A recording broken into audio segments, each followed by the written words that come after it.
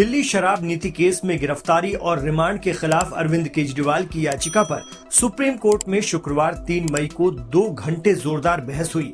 इस दौरान अदालत ने एक बड़ी बात कह दी जो केजरीवाल और आम आदमी पार्टी के लिए उम्मीद की किरण साबित हो सकती है।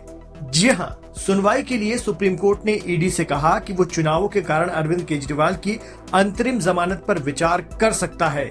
जस्टिस संजीव खन्ना और जस्टिस दीपांकर दत्ता की बेंच ने कहा कि गिरफ्तारी और रिमांड को लेकर समय लगेगा तो हम अंतरिम जमानत याचिका पर सुनवाई पर विचार कर सकते हैं।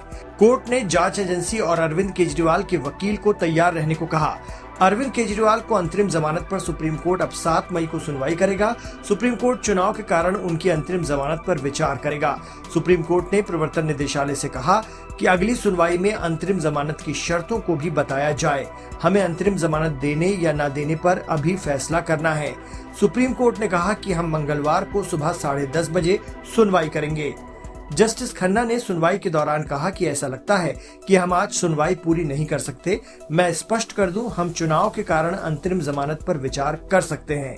इस पर ईडी के वकील ने संजय सिंह का हवाला दिया। उन्होंने कहा कि देखिए संजय सिंह क्या बयान दे रहे हैं कि हम आज कुछ नहीं कह रहे हैं, लेकिन हम पूछ सकते हैं। मंगलवार को तैयार रहें।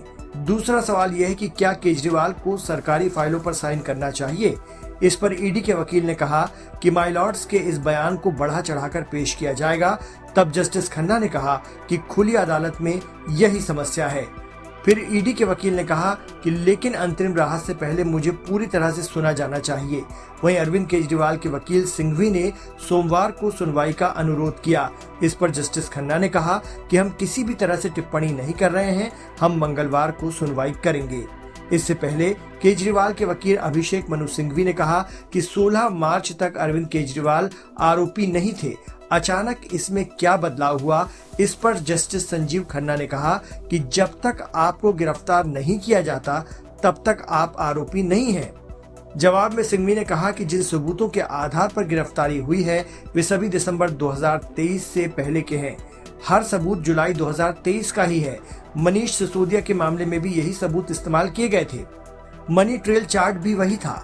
आपको बता दें कि इससे पहले 30 अप्रैल को कोर्ट ने केजरीवाल की गिरफ्तारी की टाइमिंग पर सवाल उठाए थे और पूछा था कि चुनाव से ठीक पहले ही गिरफ्तारी क्यों हुई। बहरहाल अब सबकी नजरें 7 मई को होने वाली सुनवाई पर रहेगी। देखना है कि केजरीवाल को अंतरिम जमानत मिलती है या उन्हें अभी लंबा समय कोर्ट में काटना होगा। गौरतलब है कि राउज एवेन्यू कोर्ट से 23 अप्रैल को केजरीवाल की न्यायिक हिरासत 7 मई तक बढ़ा दी गई थी। केजरीवाल तीसरे फेज की वोटिंग के दौरान भी जेल में रहेंगे।